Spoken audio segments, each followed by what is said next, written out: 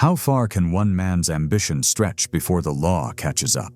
For Jamie Rothwell, a Salford gangster, the answer seemed limitless. For a time, from the sun-soaked streets of Spain, Rothwell orchestrated a sprawling criminal empire that trafficked millions in cocaine, ketamine, and other drugs across the UK. He issued orders for shootings and coordinated high-powered firearms, all through an encrypted messaging network called EncroChat, which criminals once believed was impenetrable. Yet, behind the bravado and careful planning lay lives forever changed. Victims of violence, communities living in fear, and associates drawn into crime by circumstance or loyalty. Rothwell's operation, estimated to be worth $26 million on the streets, was more than just a business. It was a web of power, fear, and control stretching across borders. How could one man manage such audacity while hiding in plain sight, and at what cost to those caught in his orbit? The answers reveal a story of crime, consequence, and relentless law enforcement pursuit. In August 2025, Manchester Crown Court faced one of its most high-profile organized crime trials in recent memory. At the center of it was Jamie Rothwell, a 38-year-old Salford gangster who ran a multi-million-pound criminal network from abroad. From Spain, Rothwell commanded a web of associates trafficking cocaine, ketamine, and other drugs across the UK, while also orchestrating violent attacks and shootings. What made his operation particularly audacious was his use of EncroChat, an encrypted messaging system once thought unbreakable to give orders and coordinate criminal activity in real time. Law enforcement investigations later revealed the staggering scale of his empire, estimated at $26 million on the streets, and the ruthless efficiency with which he directed firearms and drug distribution. Yet, behind the headlines were lives shattered, communities living in fear, and the human cost of unchecked ambition. How could one man operate so freely across borders, and what finally brought his reign to an end?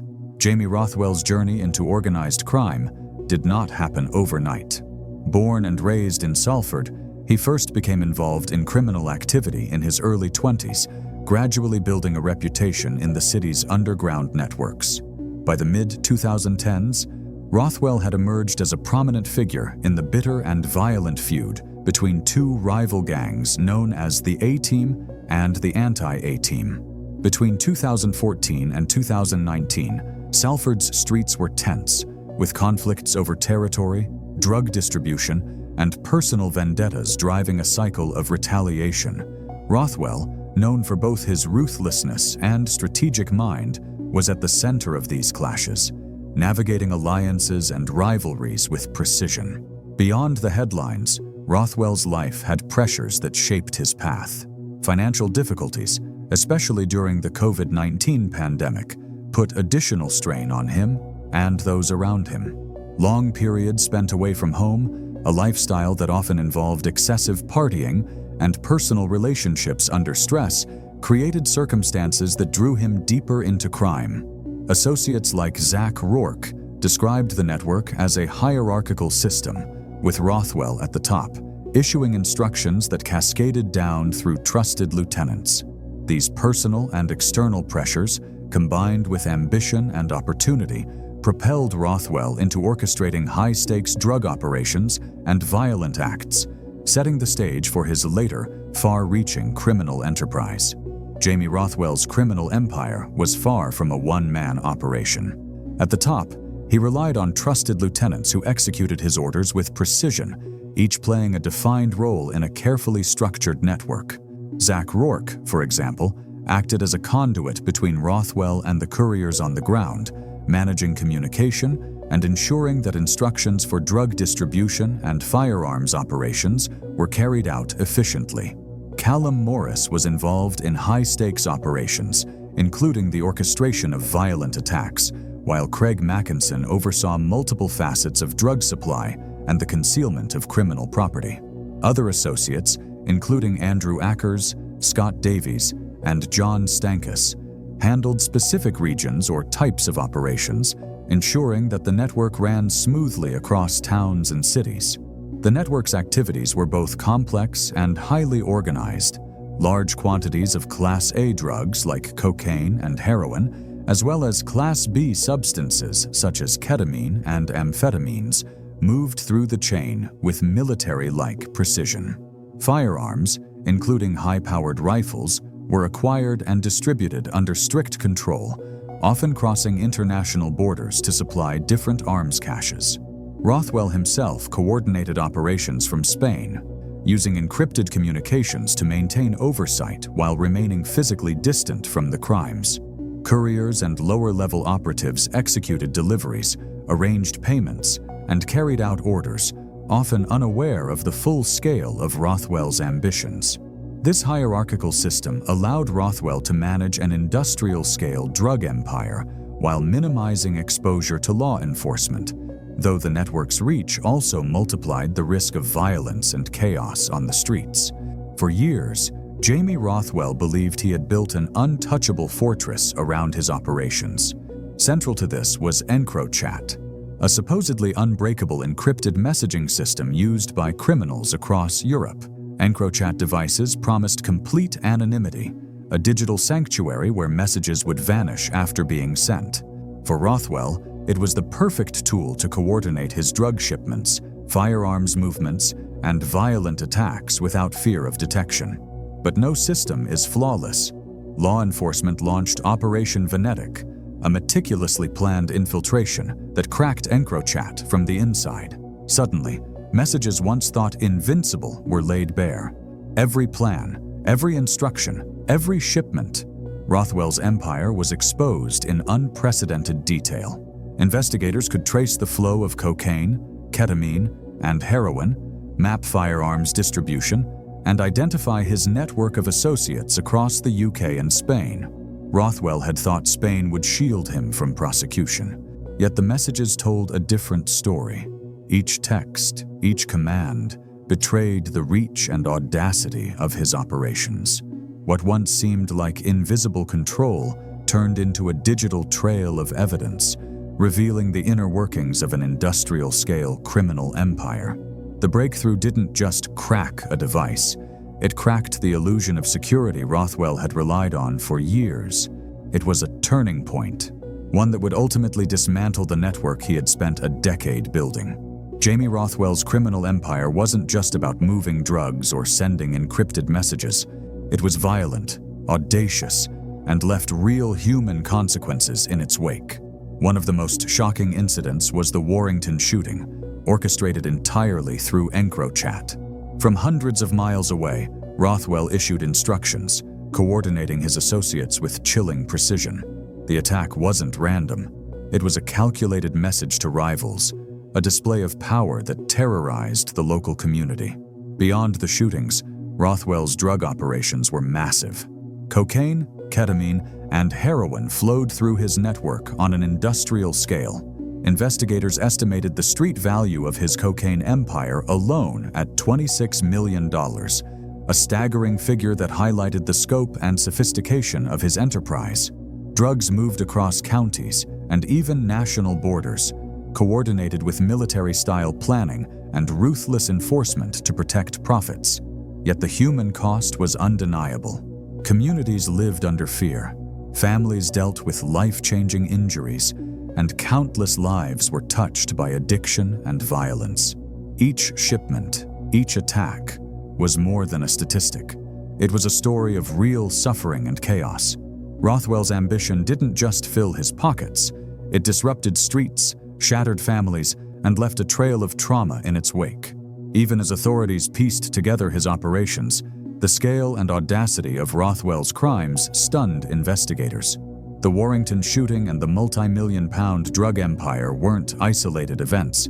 They were chapters in a relentless pursuit of power. Behind the money and the messages lay a harsh reality.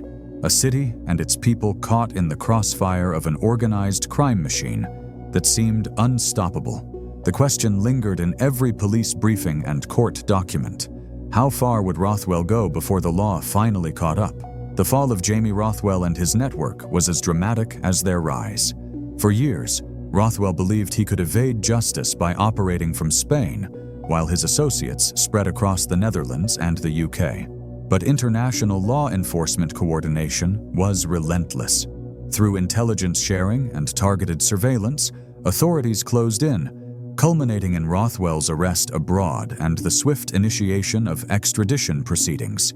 He was brought back to the UK to face the full weight of the law, ending years of uncertainty for the communities he terrorized. Rothwell's trial at Manchester Crown Court was high profile, with prosecutors detailing the full scale of his criminal enterprise. The evidence, particularly intercepted EncroChat messages, painted a picture of a meticulously organized operation responsible for shootings, drug trafficking worth millions, and widespread fear. In the courtroom, jurors heard how his associates, Zach Rourke, Callum Morris, and Craig Mackinson, played key roles, from logistics to violent enforcement. The verdicts reflected their involvement. Rothwell received a 43-year sentence, while his closest lieutenants faced substantial prison terms, collectively dismantling the network and sending a clear message about the consequences of organized crime. Law enforcement spoke openly about the operation's success. Detective Sergeant Colin Shackleton described it as a landmark achievement in tackling organized crime, highlighting the use of international collaboration and technological breakthroughs. The National Crime Agency emphasized the dismantling of an industrial-scale drug empire, while the Crown Prosecution Service called the outcome a demonstration that no distance or encrypted device could shield criminals from accountability. For the public, the convictions were both a relief and a stark reminder of the violence and disruption caused by Rothwell's network. Streets that had been shadowed by fear began to feel safer, and communities affected by shootings and drug distribution could finally see justice served. The sentences not only punished the perpetrators, but also underscored the determination of law enforcement to confront organized crime at every level, leaving Rothwell's empire in ruins and a lasting imprint on the UK criminal landscape. Behind the headlines of raids, arrests, and long prison sentences lies a deeper, more human story. Jamie Rothwell's empire may have been dismantled, but the ripple effects touched hundreds of lives, many of them young men who had found themselves pulled into a world of crime, not out of desire, but out of necessity. For some, financial hardship was the starting point.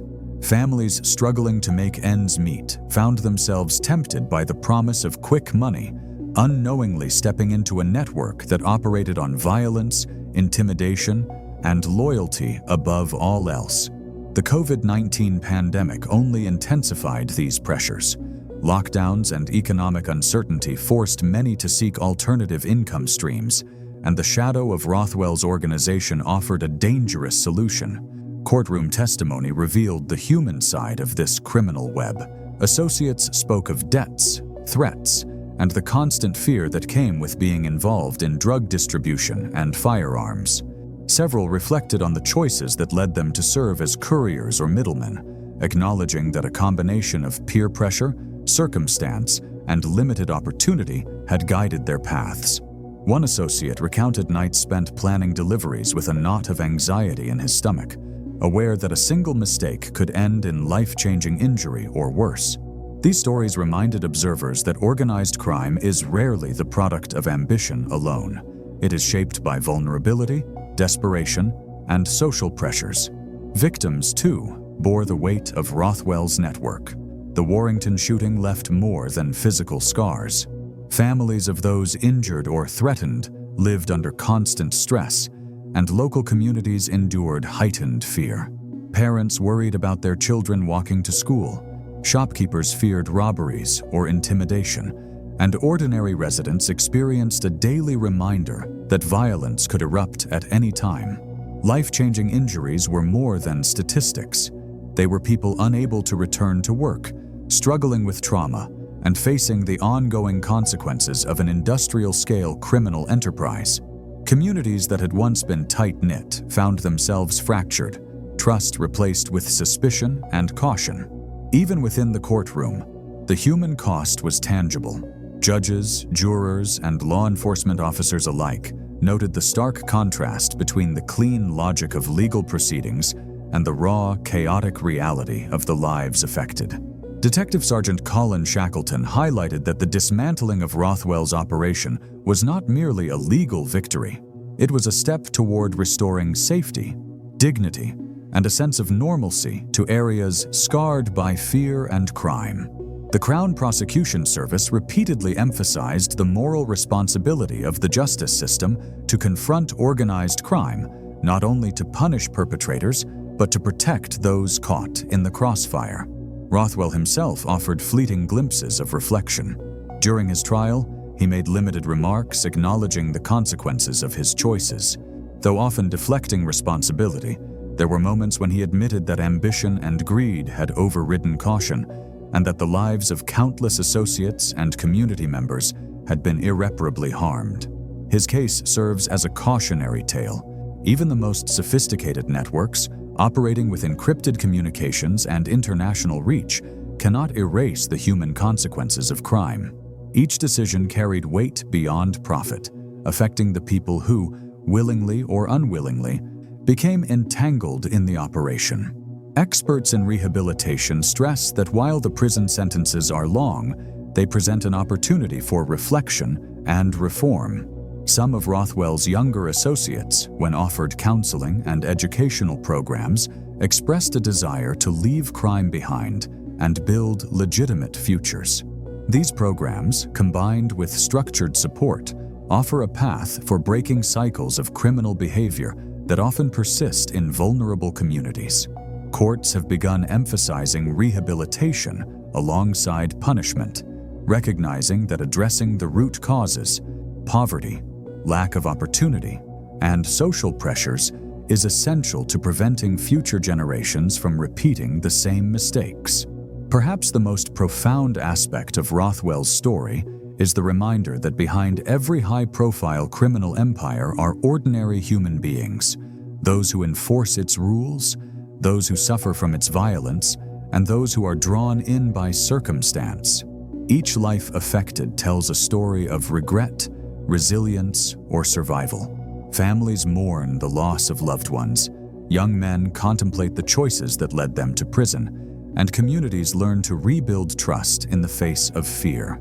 Crime is often portrayed in statistics and sensational headlines, but its true impact is measured in the quiet, personal moments of fear, pain, and reflection. As we reflect on this chapter of organized crime in Salford and beyond, it becomes clear that the human cost extends far beyond prison cells.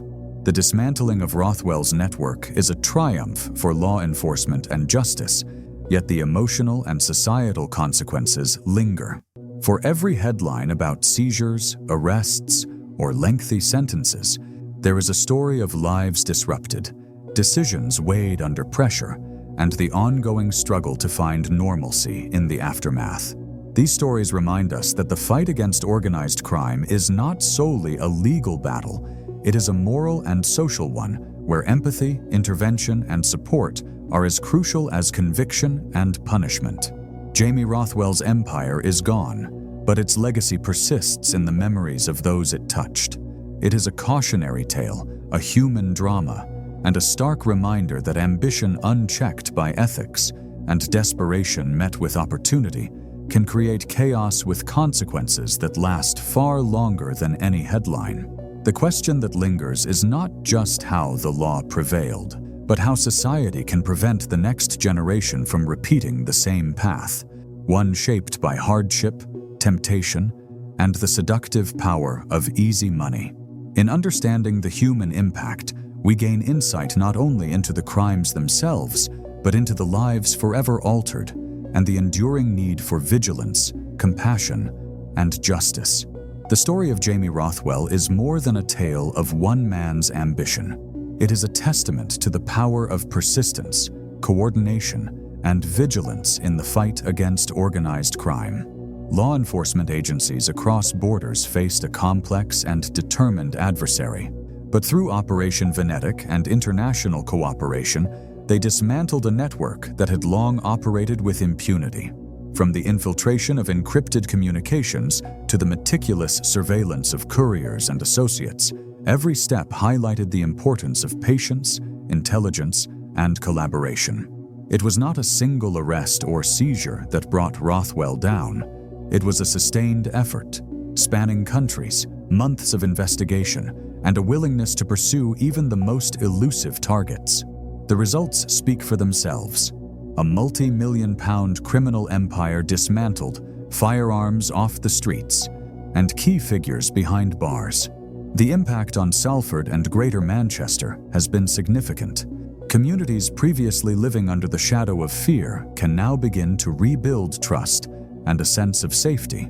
Shopkeepers, parents, and residents affected by shootings, drug trafficking, and intimidation are reclaiming public spaces once dominated by criminal influence. Yet the story also serves as a reminder that organized crime is never eliminated entirely. Networks adapt, evolve, and seek new opportunities. The lessons learned from Rothwell's downfall are therefore twofold: the necessity of robust policing and international cooperation, and the importance of addressing the social and economic factors that allow criminal networks to thrive. Poverty, limited opportunity, and social pressures remain fertile ground for recruitment, making prevention just as critical as prosecution. Rothwell's story also underscores the human dimension of crime. Beyond the headlines and prison sentences, our lives changed forever. Couriers who entered the criminal world out of desperation, victims scarred by violence, and families torn apart by fear and uncertainty. Their experiences remind us that organized crime is not a distant concept. It is a force that infiltrates communities, creating ripple effects that last long after the perpetrators are removed. By understanding these consequences, law enforcement and policymakers can develop strategies that are not only reactive, but also preventative, focusing on rehabilitation, education, and opportunity to break the cycle of criminal involvement. At the heart of this narrative lies a reflection on ambition and ethics. Rothwell's industrial-scale operations, coordinated from abroad, may have seemed untouchable at the height of their power. Yet no amount of planning, encryption, or international maneuvering could erase the vulnerabilities inherent in human networks. Every message, every decision, every relationship carried the potential for exposure. The very tools that provided security, encrypted phones, distant oversight, trusted associates, became the channels through which the law could reach him. It is a stark reminder that crime, no matter how sophisticated, leaves traces, and the persistence of justice often outweighs the cunning of criminals. As communities recover and law enforcement agencies continue to refine their methods, the story of Jamie Rothwell serves as both a warning and a lesson. Organized crime thrives on secrecy, fear, and opportunity, but it is neither invincible nor immune to the consequences of coordinated action. The dismantling of Rothwell's network is proof that diligence, collaboration, and the rule of law can prevail, even against those who appear untouchable. Yet it also challenges society to remain vigilant, addressing not only the crimes themselves, but the conditions that allow them to take root.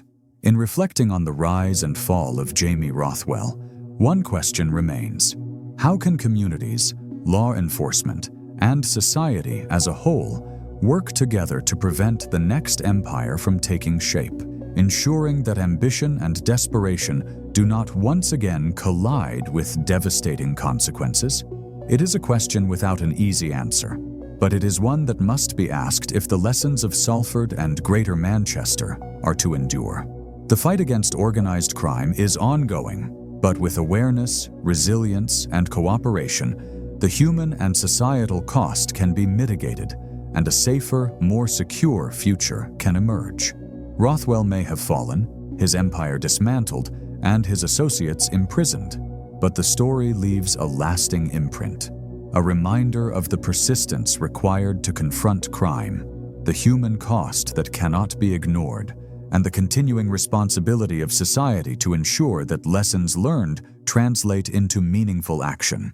Justice, vigilance, and the pursuit of safer communities remain the ultimate response to the chaos once orchestrated from the shadows.